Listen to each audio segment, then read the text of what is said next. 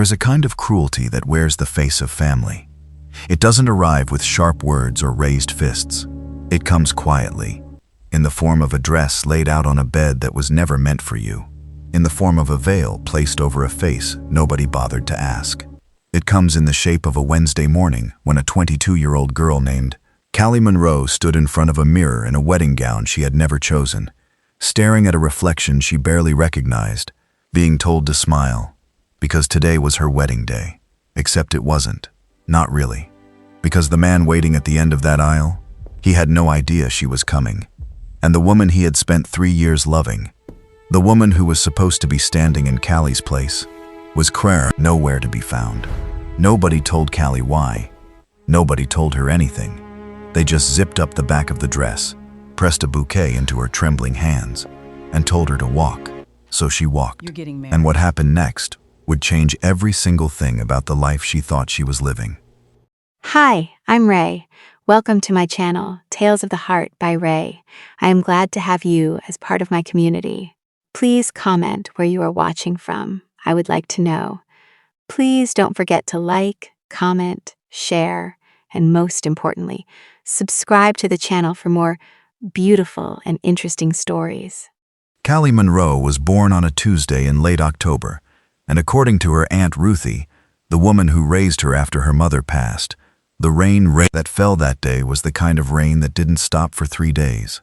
Ruthie always said it like it was a warning sign, like the sky itself was trying to tell the world something about the child who had just arrived in it. Callie never knew quite how to feel about that story.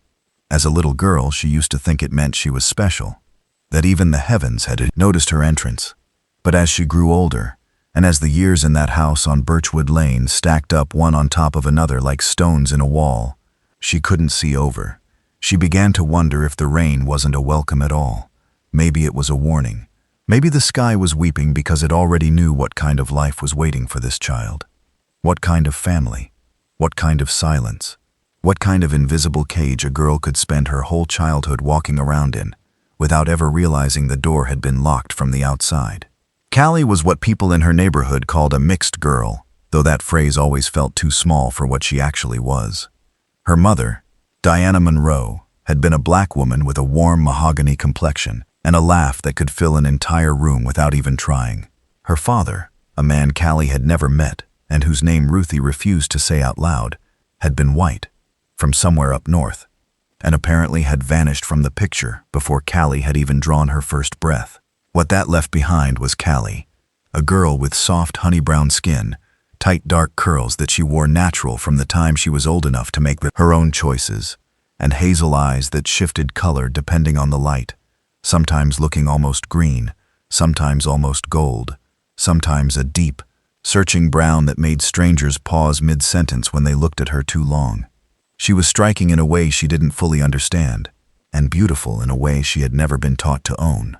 Because in the Monroe household, Ruthie's household, beauty was not something you were praised for. Beauty was suspicious. Beauty was something that could get a girl into trouble. And so Callie had grown up learning how to make herself smaller, quieter, less visible, less of everything. In a house where being noticed only ever seemed to lead to being blamed, Aunt Ruthie Monroe was not a cruel woman in the cinematic sense.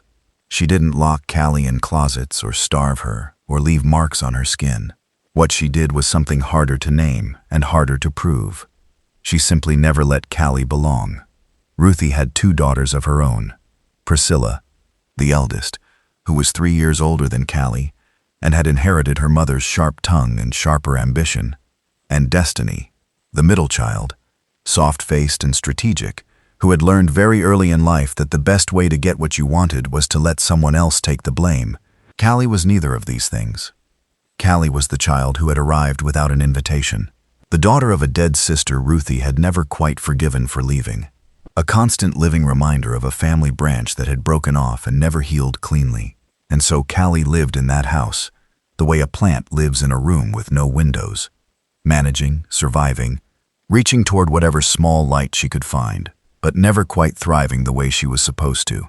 She cooked the meals and did the laundry and kept her grades high, because school was the one place where she felt like herself. She loved literature with a fierce, quiet devotion. Stories were the place where people's inner lives were taken seriously, where the invisible girl in the corner could turn out to be the one who mattered most by the final chapter. She read everything she could get her hands on. She wrote in journals that she kept hidden under a loose floorboard beneath her bed. She had a whole inner world that nobody in that house ever asked to see, a landscape of thoughts and dreams and questions that she carried with her everywhere, silent and private, and entirely her own. And yet, even with all of that interior richness, Callie carried a loneliness that sat in her chest like a stone. Not the loneliness of being physically alone. She was rarely that, surrounded as she was by Ruthie's busy, loud, opinionated household. It was the loneliness of being unseen, the particular ache of being in a room full of people who look right through you, day after day, year after year, until you start to wonder if maybe there really is something wrong with you that you simply cannot detect in yourself. She was 22 when it happened, 22 years old, still living in Ruthie's house, because she had not yet saved enough to leave. Still working 2 part-time jobs, one at a bookstore downtown and one doing data entry for a small insurance company, still quietly building toward a future that she held close to her heart, like a fragile thing she was terrified of dropping. She had plans.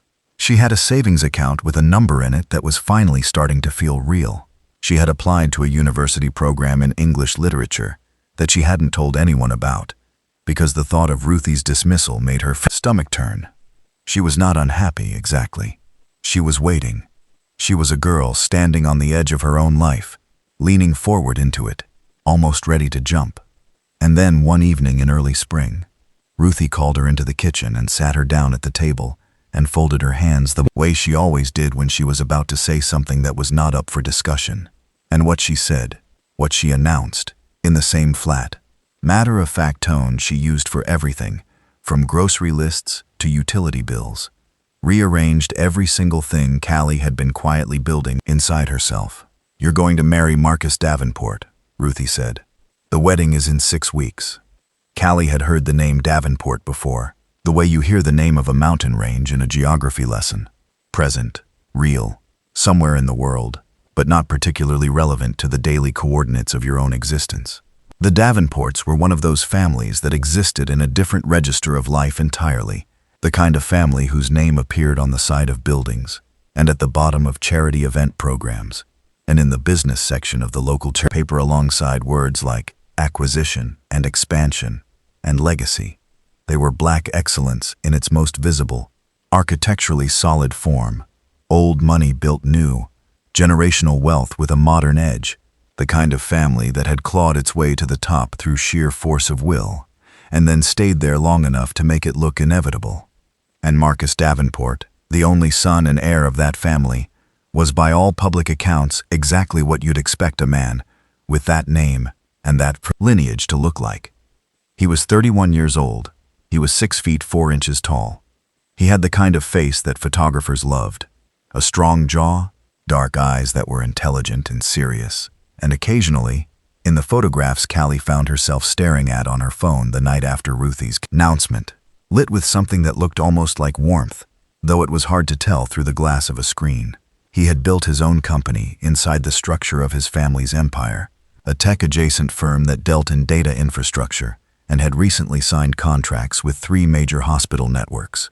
He was, by any measurable standard, extraordinary. And he was, according to Aunt Ruthie, about to become Callie's husband. Except that wasn't quite accurate, and it would take Callie several more days to understand what was actually happening. And when she did understand it, the understanding landed in her chest like a key turning in a lock she hadn't known was there. The truth, as it slowly revealed itself through half-heard phone conversations and careful questions and the way Priscilla kept smirking at the dinner table, was this. Marcus Davenport had not asked for Callie. Marcus Davenport had asked for Priscilla.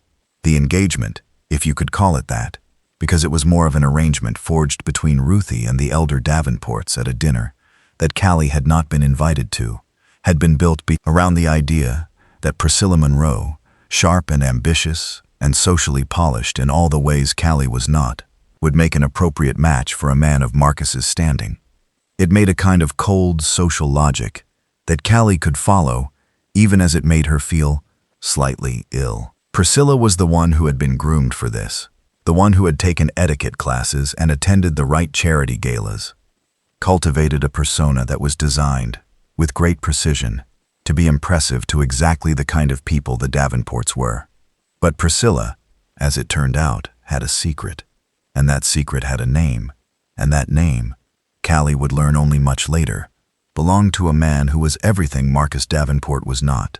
Not wealthy, not prominent, not approved of by anyone in the Monroe family, but who Priscilla loved with a completeness that had apparently overridden every calculation her mother had ever made on her behalf. 3 weeks before the wedding, Priscilla had disappeared. Not dramatically, not with a scene or a confrontation. She had simply packed a bag one afternoon while Ruthie was at her prayer group and Destiny was at a friend's house and Callie was at her bookstore shift, and she had gone. Left a note that Ruthie apparently read and then burned. Because Callie found the ash in the kitchen sink and the smell of it in the air when she came home that evening. And she knew from the particular quality of Ruthie's silence that something had shifted in the house. It took 3 more days for Ruthie to sit Callie down again. 3 days of a silence so thick, it pressed against the walls of every room Callie walked into. And when Ruthie spoke, it was with the kind of controlled calm that Callie had learned over a lifetime to fear more than anger, because it meant that the decision had already been made, that the walls had already gone up, and that there was no appeal and no negotiation and no version of this conversation where Callie's feelings were a relevant factor in the outcome. "Priscilla is gone," Ruthie said. "The wedding goes forward. You'll go in her place." Callie sat very still. "Marcus Davenport doesn't know me," she said. "He will," Ruthie said. "He's expecting Priscilla. He's expecting a Monroe." Ruthie's eyes were flat and certain. "The families have an arrangement. The arrangement holds. You're a Monroe. You'll do. You'll do."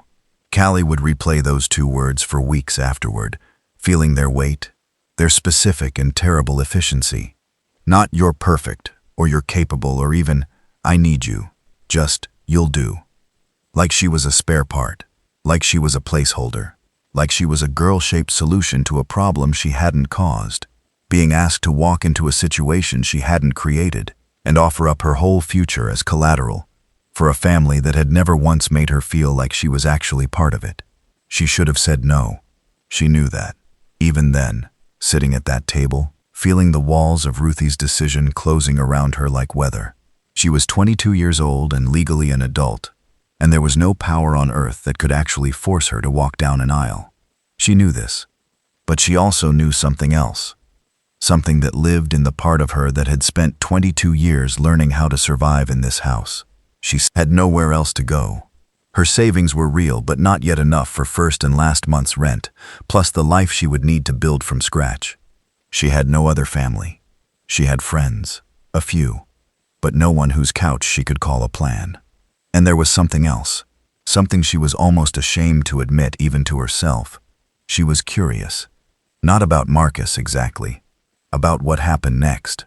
She had spent her whole life reading other people's stories. Part of her, the quiet and watching part, wanted to see how this one ended. So she said nothing, and her silence, as it always had in this house, was taken as agreement. The weeks that followed had a dreamlike quality that Callie would later struggle to describe to anyone who hadn't lived something similar. It was the experience of being at the center of an enormous amount of activity, while simultaneously being the least consulted person in the room. Ruthie and Destiny buzzed around the preparations with a focused, almost manic energy. Alterations were made to a dress that had originally been fitted for Priscilla's slightly different frame. Appointments were kept, arrangements were confirmed, and all of it happened around Callie, the way a river flows around a stone, present and undeniable, but never actually asking the stone for its opinion. The dress was ivory, with long sleeves and a fitted bodice, and a train that swept the floor like punctuation at the end of a sentence Callie hadn't written. It was beautiful in the way that expensive things are often beautiful, precisely constructed, tasteful, requiring a certain kind of confidence to wear without being worn by it instead. When Callie stood in front of the mirror for the final fitting, she looked at herself for a long time, long enough that the seamstress began to fidget with the hem just to have something to do. What Callie saw in the mirror was not a bride. It was a girl in a dress. A girl with her mother's cheekbones and her unknown father's hazel eyes, wearing someone else's choice, preparing to walk toward a man who had never said her name. There were moments, in those 6 weeks, when she almost told the truth. Once, she picked up her phone and started to type a message. To whom? She wasn't even sure. That began with the words, "I don't think I should be doing this." She deleted it before she finished the sentence. Another time, she drove to the address of the Davenport family home, an imposing and beautiful house in one of the city's oldest established black neighborhoods, all dark brick and iron gates and mature trees that looked like they had been planted by people who expected to stay, and sat in her car outside for 20 minutes before driving away without getting out. She told herself she was just looking. She told herself she was just trying to make it real. But the truth was simpler and more frightening than either of those things. The truth was, she was trying to figure out if there was something in those walls, something in the shape of the house, the light in the windows, the enormous and deliberate solidity of it, that could be a home, for a girl who had never quite had one. She thought about Marcus Davenport more than she wanted to admit. She had watched his interviews online. He gave them occasionally, for business publications and community feature pieces, never the celebrity gossip outlets, always the ones that dealt in substance. And she had noticed things about him that she filed away, the way she filed away details in the books she read. He spoke carefully, choosing his words with a precision that suggested he found language important, which she respected. He had a low voice with a texture to it, a kind of deliberateness, as though every sentence had been weighed before delivery. He laughed once in a recorded interview, unexpectedly, when the interviewer said something that caught him off guard, and the laugh was short and surprised and entirely unguarded. And Callie had rewound it and watched it 3 times before she caught herself and closed the browser with a firmness that was mostly directed at her own foolishness. He was not expecting her. She had to keep reminding herself of that, because it was the most important fact in this entire situation, and it was the one that was easiest to forget when she was watching his interview for the 4th time. He was expecting Priscilla. He had agreed to marry a woman he had apparently met at a charity event, spoken with several times in supervised, arranged social settings, and determined to be an acceptable partner. Acceptable being, Callie suspected, the operative word in a man who seemed to approach even his personal life with the systematic rigor he brought to his business decisions. He had agreed to a version of this future that did not include Callie Monroe. And in 6 weeks, Callie Monroe was going to walk into that future anyway. She prayed about it sometimes, in the quiet of her room at night, with the door closed and her journal open but unwritten in, just sitting with the bigness of what was coming and trying to find something steady inside herself to hold on to. She wasn't sure what she believed exactly, in terms of theology, but she believed in the idea of something bigger than herself, something that watched and waited and occasionally arranged the falling of things in ways that weren't visible until you got far enough away to see the pattern. She hoped it was doing that now. She hoped that whatever she was walking into, however wrong and strange and backward it was, there was some shape to it that she couldn't see yet, some reason that would make itself known in time. The night before the wedding, she sat on the edge of her bed and held her own hands in her lap and made herself a promise. She didn't know this man. She didn't know this life. But she knew herself, her intelligence, her honesty, her capacity for care, the rich and genuine world she carried inside her. And she promised herself that no matter what happened in that room tomorrow, no matter how he looked at her when he realized she wasn't who he was expecting, she would not disappear. She would not make herself smaller. She would not apologize for existing. She was Callie Monroe, and she had survived 22 years of being invisible in a house that should have seen her. And she was done with invisible. Whatever came next, she was going to be real in it. She put on her own pajamas that night, climbed into her own bed for the last time, and slept deeply and without dreams, which later felt like either a blessing or an omen, depending on how you chose to look at it. The morning of the wedding arrived with a particular kind of clear, pale light that happens sometimes in spring, when the air is still cold enough to see your breath but the sun is already high and the sky is a blue so clean it looks intentional. Callie woke before her alarm, lay in the dark for exactly 3 minutes, and then got up and showered and stood in the steam for a long time, doing nothing, just existing in the warmth of it, in the brief, uncomplicated mercy of hot water. By 7 in the morning, the house was already in controlled chaos. Destiny was doing Callie's hair with a focus and intensity that was entirely unprecedented. Destiny had never once in 22 years offered to do Callie's hair, and Ruthie was on the phone in the kitchen, speaking in low, fast sentences that stopped whenever Callie walked within hearing range. The makeup artist arrived at 8, a small and efficient woman named Gia, who had no idea about any of the circumstances surrounding this wedding, and who approached Callie's face with the pure and blessedly ignorant enthusiasm of a professional who simply saw excellent bone structure and good skin, and a project worth caring about. Callie sat in the chair and let Gia work and tried to think about nothing. She looked extraordinary when Gia was done. She knew it, and she felt strange knowing it.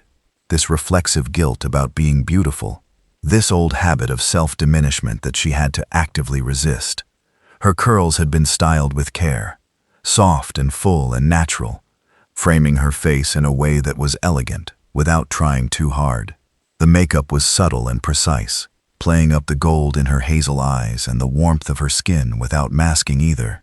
The dress, adjusted to fit her slightly slimmer frame, looked, if she was honest, if she allowed herself the honesty, as though it had been made for her. She looked like a bride, a real one. And that particular thought, was the one that made her eyes sting in a way she refused to let become actual tears. Because Gia had just finished her mascara, and some things you simply do not allow to fall. The ceremony was at an event venue in the city, a historic building that the Davenports had rented in its entirety, all exposed brick and high ceilings and flower arrangements that had clearly been planned with an aesthetic vision Callie admired, even through the thick haze of her anxiety. There were guests, a lot of them. The Davenport side was substantial. Family, colleagues, community figures, people with the particular posture and ease of those who have always been welcomed into rooms. The Monroe side was smaller, mostly Ruthie's church friends and a handful of cousins Callie barely knew, all of whom seemed to be operating under the impression that this was a perfectly normal and consensual event, which, from the outside, Callie supposed it probably looked like. She waited in a small anteroom at the back of the venue, bouquet in hand, heart doing something complicated and irregular in her chest. Through the walls, she could hear the murmur of the gathered crowd, the soft notes of music, the particular collective hush of people settling into their seats. And then she heard Ruthie's voice, just outside the door, speaking in a hushed and urgent tone on her phone. "She's ready. She looks fine. Nobody will. No, I understand that. But there's no other option at this point. The families have." Callie stopped listening. She looked down at the bouquet in her hands. White roses, and something small and purple she didn't know the name of, and she made herself take one breath, just one. And then the door opened and Destiny appeared in the frame of it, wearing her bridesmaid dress with a complicated expression on her face. Guilt, Callie thought, reading it with the accuracy of someone who has spent a lifetime reading the faces of people who choose not to speak, and said, "It's time." Callie walked through the door. The aisle stretched before her, long and white-ribboned, and impossibly real. The guests rose, the music swelled, and at the far end of that aisle, at the point where all those white ribbons and flower arrangements, and 200 people in their best clothes, converged into a single focal point. Marcus Davenport turned around. He was taller than the photographs had suggested, which was saying something. Broad-shouldered in a suit that had been made for his exact dimensions, dark as a formal night, with white at the collar. His face, even from this distance, was the kind of face that organized the room around itself, not because it demanded attention, but because it had a gravity to it, a stillness, the quality of a person who was fully inhabiting the space they occupied. He turned around expecting to see Priscilla Monroe. And then he saw Callie. She watched it happen. The microsecond of confusion that crossed his features and was immediately, almost impressively, contained.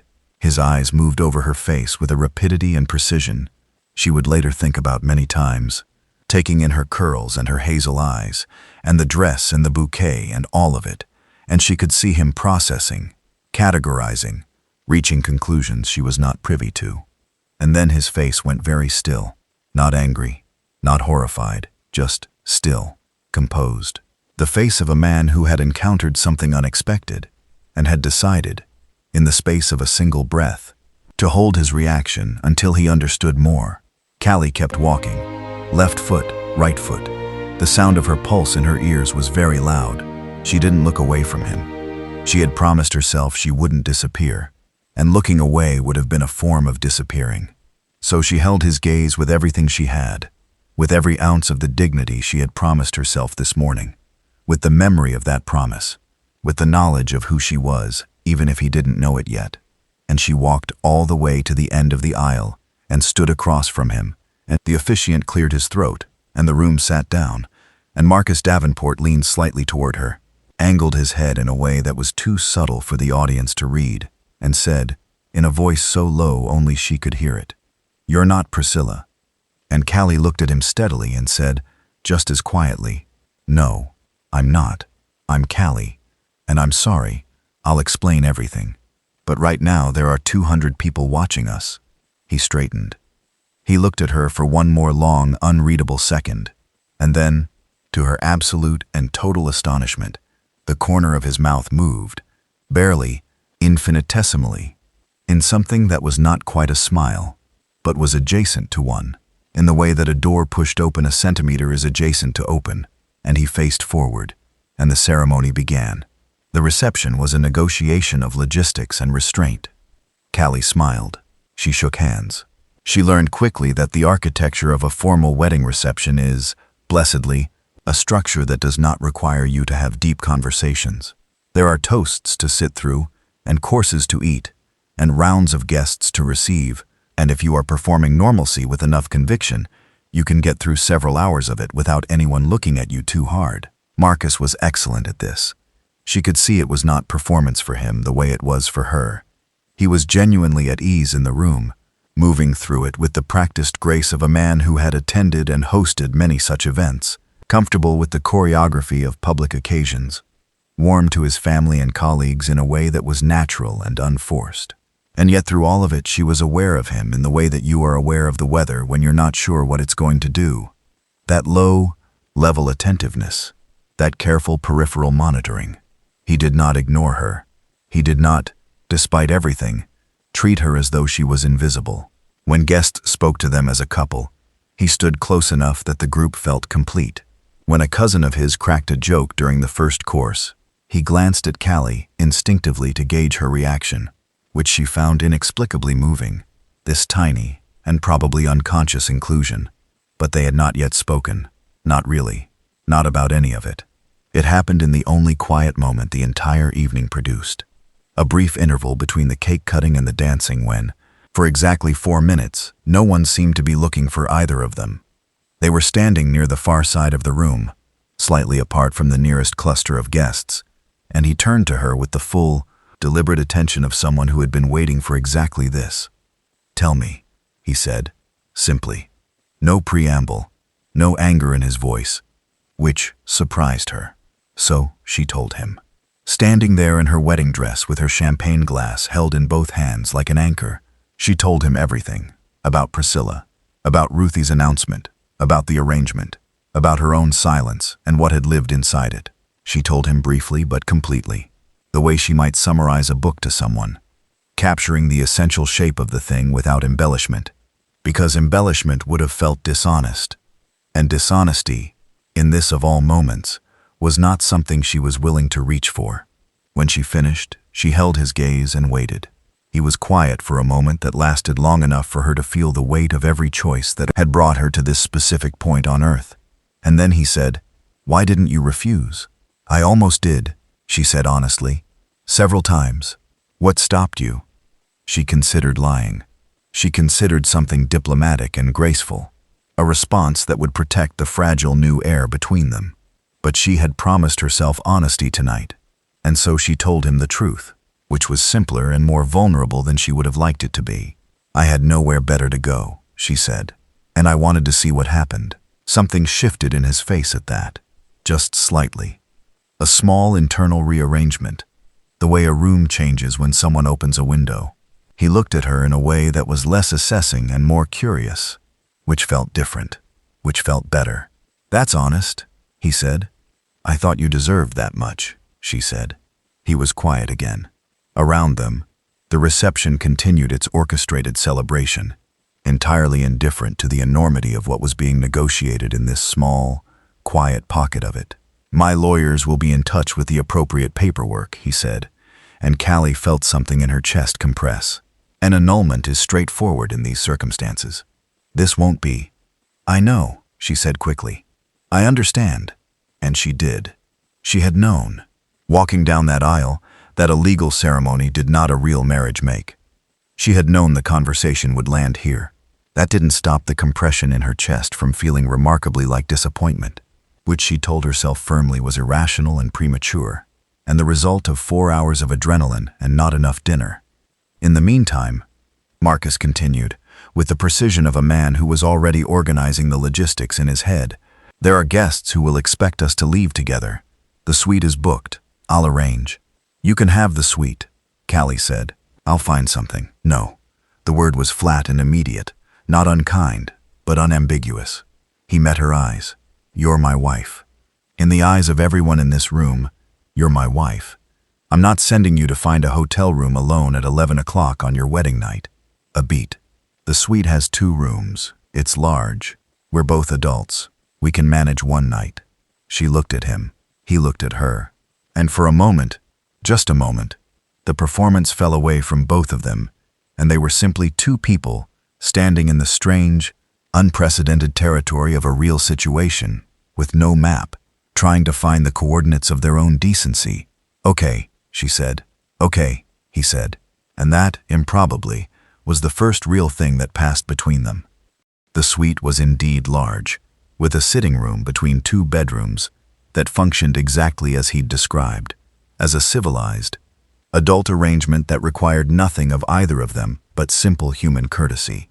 Callie had expected awkwardness and gotten instead a kind of careful quiet, the specific silence of 2 people who are choosing to be respectful of each other's space, not because they have been told to, but because they have independently arrived at the same decision.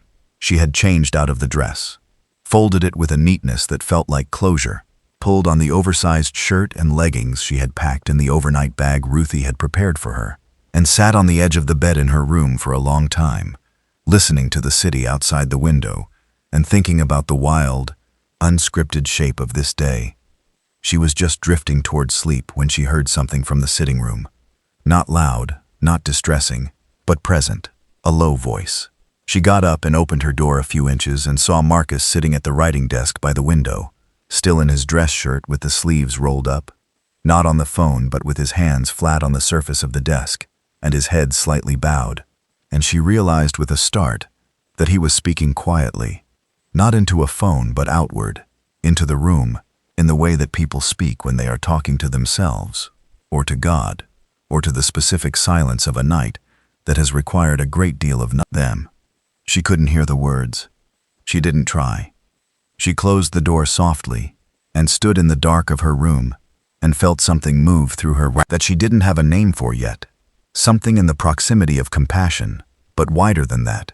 Something that recognized, without any further data, that this man was also navigating something enormous, that his stillness earlier had not been coldness, but containment, that there was depth here, that she had not been wrong to be curious about.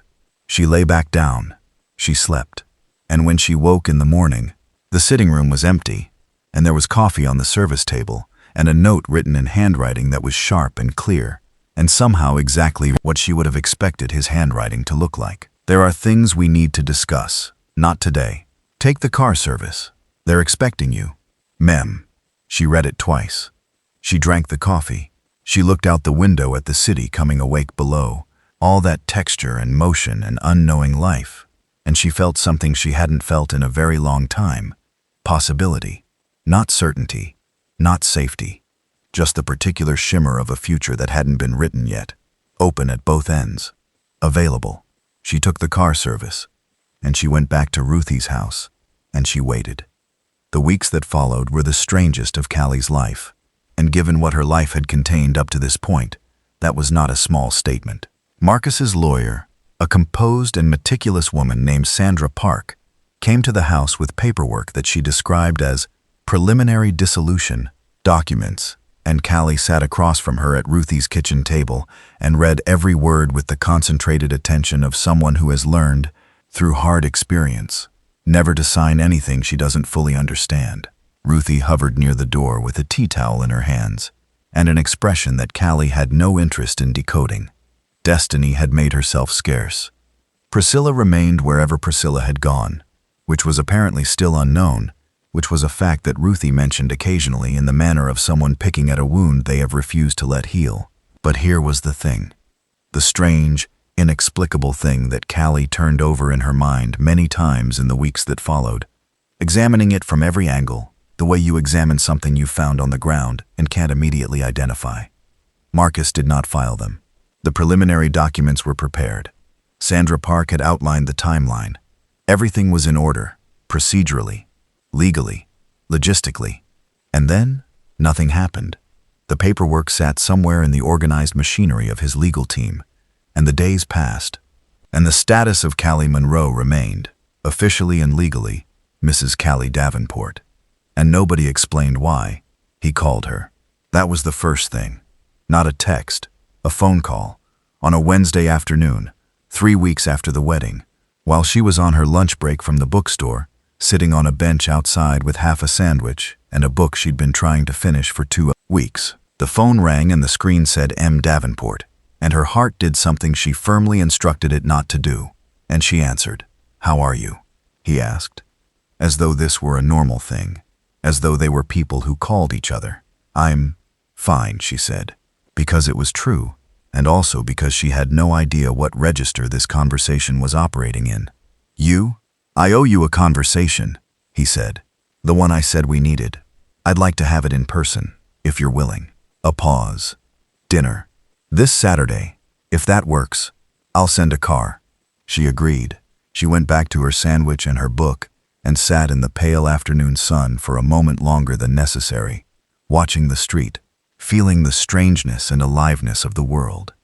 The dinner was at a small, private restaurant, not showy, not performative, the kind of place where the lighting was warm, and the tables were far enough apart for real conversation, and the food was excellent without announcing itself.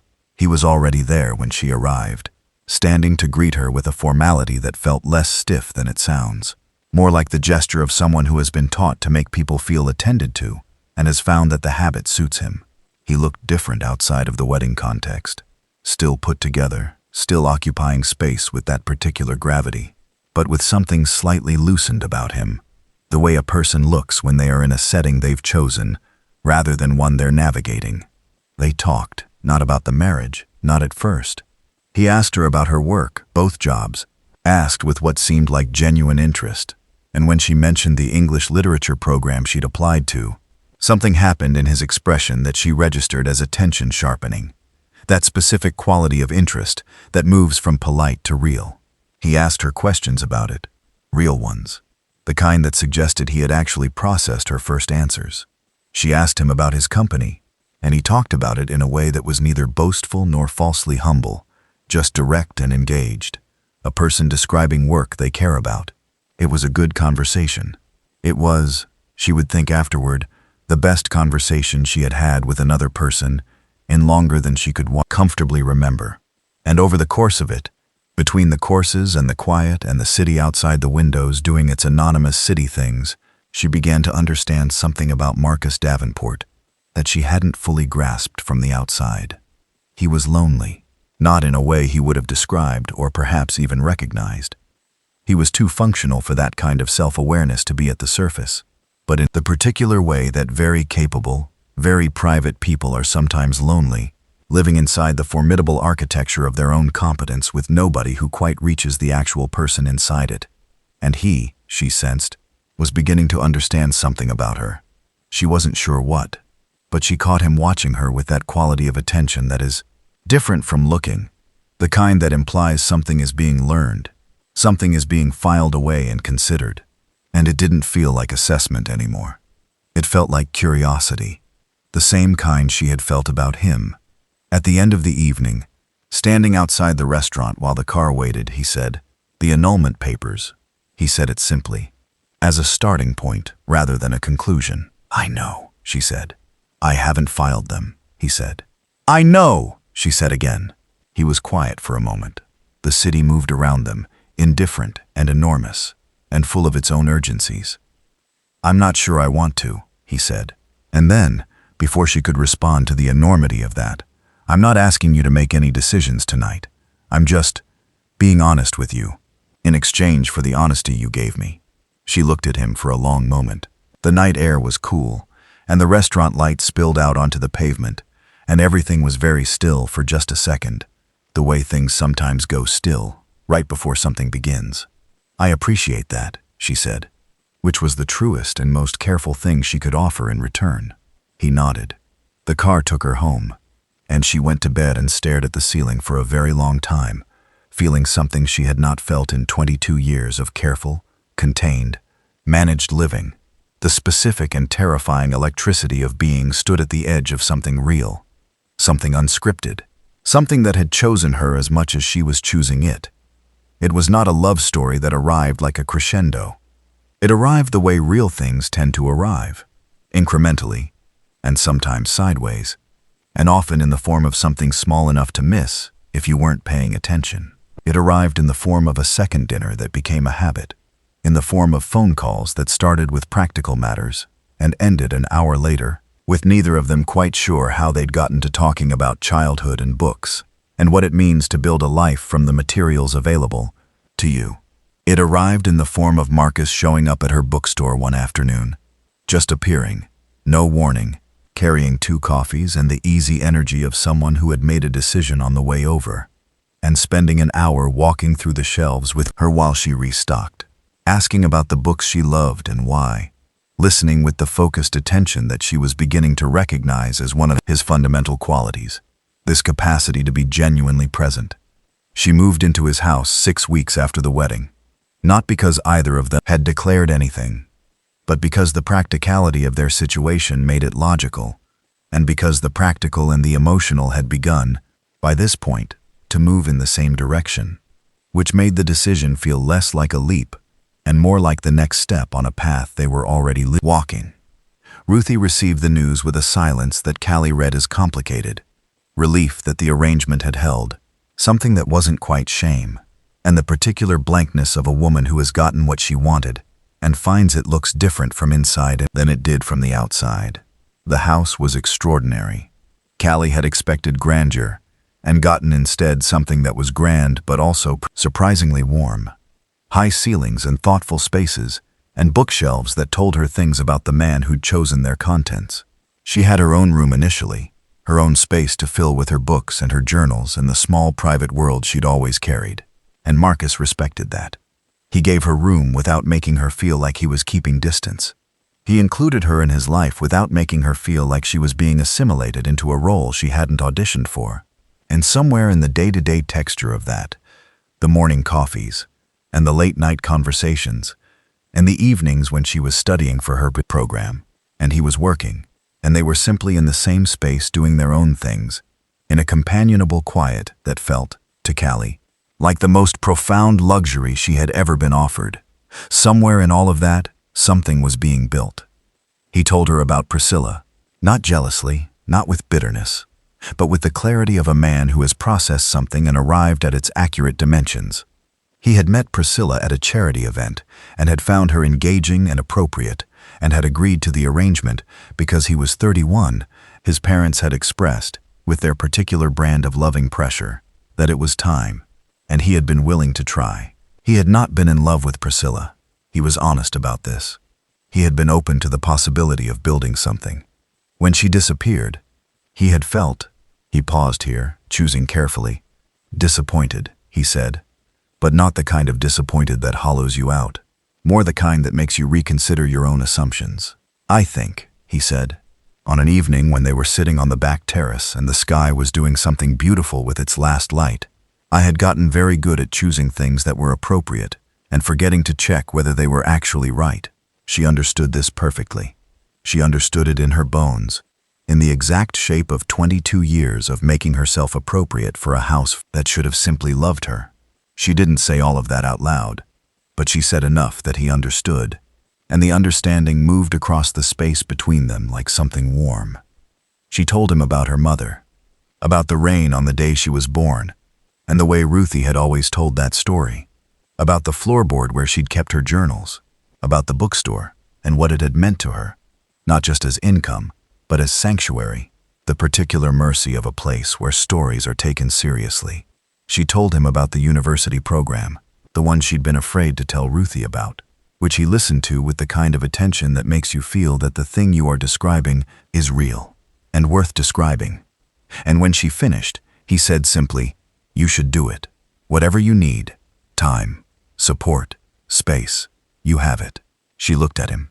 "Why?" she asked. Not ungratefully, just honestly, because she genuinely wanted to understand the architecture of his generosity, where it came from, and whether it was solid. He considered the question seriously, which was what she'd expected of him by now. "Because you're extraordinary," he said, "and I think you've been in rooms that couldn't see it. I'd like to be something different from that, if you'll let me. There are moments in a life that you know, even as they are happening, are the ones you will return to. This was one of them." She felt it settle into her, all the way down, the way something settles when it fits the space it was made for. "I'll let you," she said. "But this is not a story about uncomplicated happiness, because no true story is. The complications arrived, as they tend to, from the direction you are least prepared for." The first crack appeared not in Callie and Marcus's new and careful and real and growing thing, but from the outside, from the world of family, where the decisions of the past have a way of showing up at the door of the present without calling on the head. Priscilla came back, not permanently, not to stay, but she came, appearing one Sunday afternoon at the house with the specific energy of someone who has been rehearsing a visit for a long time and is not entirely sure the script is going to work now that she's in the room. She looked different from the last time Callie had seen her. Thinner, more open-faced, like something she'd been carrying had been set down, not necessarily gently. She sat in Marcus's living room with her hands in her lap and addressed them both, which took courage that Callie noted with the fair-mindedness she had always tried to maintain about people who had hurt her. Priscilla apologized. Not a performance of an apology, a real one, with the specific self-knowledge of someone who has spent time examining her own choices and doesn't love everything she found. She apologized to Marcus for the way things had been handled, for the lack of communication, for leaving without explanation. She apologized to Callie more quietly and more painfully for the arrangement itself, for being a willing part, however unknowing initially, of a plan that had used her sister as a solution to a problem she had created. She said, "I told myself you'd be fine. I told myself you were capable. Both of those things are true, but they were also convenient for me to believe." Callie sat with that for a long moment. Then she said, "They are both true." A pause. "And I was not your responsibility to protect, and you were not obligated to stay in a life you didn't want. But I needed to hear you say it." "I know," Priscilla said. "The man?" Marcus said quietly, from his chair. "The one you left with. Is that where you are?" Priscilla nodded. "His name is Theo. We're in Portland." She paused, and something in her face went soft and certain in a way Callie had never seen on Priscilla before. "He's the right person. I knew it even when it was inconvenient to know it." Marcus nodded once. He had the graciousness not to say anything further. After Priscilla left, they sat together in the quiet of the room for a while, and then Callie said, "Does this change anything?" She asked it simply, without strategy or fear, the way she had learned to ask Marcus things, directly, because he responded to directness, and she had found that she preferred it herself. He looked at her with the same directness she had offered. "No," he said, "it doesn't." Another pause. "Does it change anything for you?" She thought about it genuinely, holding the question the way she held everything now, with real attention, turning it over, looking at what was actually there. She thought about who she had been before this, the girl with the journals under the floorboard, the one who made herself small, the one who had walked down an aisle she hadn't been asked to walk down and arrived somehow, improbably, at a life that had made room for her. She thought about the coffee on the service table the morning after the wedding, the dinner with the good lighting, the bookstore afternoon, every honest thing they had said to each other in the months since. "No," she said, "it doesn't." He reached across the distance between them on the couch and covered her hand with his. It was a simple gesture, unornamented, and it said more than either of them needed to say out loud. They got married again in December. Not legally. They were already legally married. Had been from the first day, that strange and destined first day. But ceremonially, the way you redo something, not because the original was invalid, but because you want to do it again with full understanding, with full consent, with the full weight of what it means. There were fewer guests this time. 30 people, maybe fewer. Close family on Marcus's side, people who knew both of them individually and had, in the months of their unlikely beginning, come to know them as a pair. There were no bridesmaids and no groomsmen and no choreography. There was a backyard. There were string lights. There was music that Callie had chosen herself, and Marcus had added to without overriding. Callie wore a dress she had picked out with her own hands. On a Saturday morning in November, alone in a small boutique downtown, and the woman who helped her find it had no idea about the first dress or the first day or any of the particular geography that had led this specific woman to this specific mirror on this specific morning. She just saw a woman trying on wedding dresses and doing that particular thing with her face that some brides do. That private, inward softening, the look of someone whose imagination is placing them somewhere else entirely, somewhere real. The dress was the color of cream, with a simple cut that showed the line of her shoulders and moved when she walked in a way that felt like permission. She wore her hair natural, big and full and entirely herself, with 2 small flowers tucked in near the crown. She carried no bouquet. She had decided against it, preferred her hands free, which Marcus had heard and accepted without comment, because by now, they were people who heard each other. She walked out into the backyard on Marcus's father's arm. He had asked her if she'd like that, had said with a simplicity and warmth that still catches in her chest when she thinks about it, "I'd be honored, if you'd have me." And Marcus was standing at the far end of the yard under a wooden arch his cousin had built. And he was not composed this time. He was not still and contained and managing his reaction. He looked at her coming toward him, and something moved openly across his face. Something unguarded and warm and entirely present. The whole truth of what this was, of what had grown between them in the months since a rainy morning in a different life. And she felt it land in her chest, like the answer to a question she had been carrying for a very long time. "Are you worth loving?" "Yes." The look on his face said, "Yes, you always were." She stood across from him, and they said the words, different words from the first ceremony. Words they had written themselves, in separate rooms, without showing each other, because they had agreed that the surprise of what the other had written was something they wanted.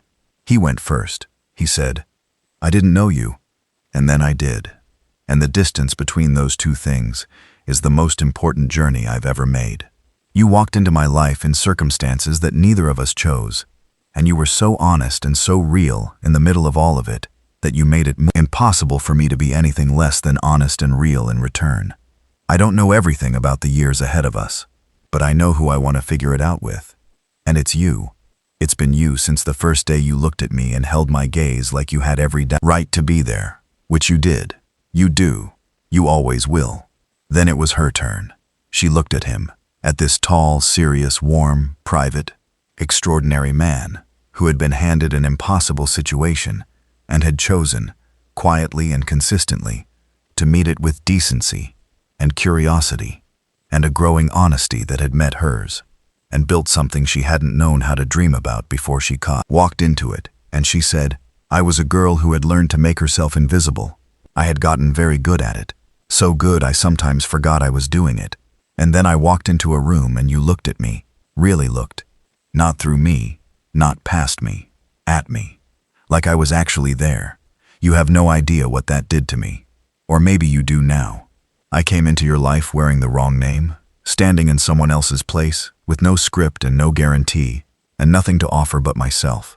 And you took the time to find out who that was. You gave me room to be someone. I intend to spend a very long time being grateful for that. And I intend to spend a very long time being someone worth being grateful to. I love you, honestly and freely and in full knowledge of who you are. That's the thing I'm giving you today. That's what I've got. Someone in the small gathered crowd made the sound that people make when something real has landed in a room. The string lights above them moved lightly in the December air. Marcus took her hands and his were warm and certain and absolutely steady. And they were married. Really married. This time, married the way people are when they know what they are saying yes to, when the yes is informed and chosen and entirely their own. Callie Monroe Davenport is 24 now, 2 years out from that strange, rain-clear morning when she walked down an aisle she hadn't been asked to walk down and discovered, in doing so, the life that had been waiting for her. She is in her second year of the English literature program, doing brilliantly, writing essays that her professors use as examples, working on a project about the narrative lives of women in overlooked stories that has taken on a shape and urgency she hadn't fully anticipated. The bookstore is still part of her life, though no longer out of necessity. She went back part-time because she loves it, because there is something about being surrounded by stories that still feels, as it always has, like sanctuary. She and Marcus have a life together that is real and worked for and ongoing, not perfect, because they are two specific people with their own histories and blind spots and ongoing processes of learning how to understand each other. But honest, they fight, occasionally, with the particular friction of two strong-minded people who are both used to being right, and they repair, always, because they have both decided that repair is non-negotiable, that the choice to continue understanding each other is one they make every day, and not just once at a ceremony. His family received her with a warmth that she is still, honestly, learning to accept without flinching. She is not yet entirely cured of the reflex that expects belonging to be revoked without warning, but she is working on it, and Marcus knows this, and he is patient with a specificity that makes her feel known rather than managed. She speaks to Ruthie, not often, and not easily, and not with the kind of closeness that she spent 22 years silently wishing for. There has been no dramatic reconciliation, no tearful scene of mutual understanding. Ruthie is not built for those, and Callie has stopped needing her to be. What there is instead is a careful and honest distance, a phone call on birthdays, a holiday dinner when the energy allows, a relationship that is honest about what it is, rather than performing what it should be. Callie has made a kind of peace with this, that is not resignation but acceptance of the actual, which is different and harder, and more genuinely freeing. Priscilla sends a card at Christmas. Callie sends one back. They will probably never be close in the way that sisters sometimes are, but they are not enemies, and there is something in the simple, unadorned fact of that exchange. Card to Portland, card returned, that Callie values without overstating. It is what it is. It is enough. Destiny called once, late at night, several months after the second wedding, from a number Callie almost didn't answer. What she said, in the halting and slightly aggressive way of someone who is not used to admitting things, I knew what was happening. I knew what Mom was doing. I should have said something. And Callie had held the phone and listened to that, really listened to it, and then said, yes, you should have. Not kindly, not unkindly, just honestly. And then, I'm okay, Destiny, I'm really okay. And she had meant it, which was new, which was everything. There is a journal that Callie keeps now, not hidden, not under a floorboard, but on the nightstand on her side of the bed, in a room that is entirely, genuinely, uncomplicatedly hers. She writes in it regularly, and what she writes is not the grief-keeping she did as a girl, the careful inventory of every unnoticed thing, the private protest of a person who has no other outlet. What she writes now is more expansive. She writes about ideas and observations and things Marcus says that make her think, and things she has figured out about herself that feel worth recording. She writes about the future in the present tense, not because certainty is guaranteed, but because she has learned, in the most unexpected classroom, under the most unprecedented circumstances, that this is how you make a life yours. You write it in the present tense. You claim it in the active voice. You walk down the aisle, whatever aisle is in front of you, and you hold someone's gaze and you say, I am here. I have always had every right to be here. And you don't look away. She was the wrong bride. That is what they called it.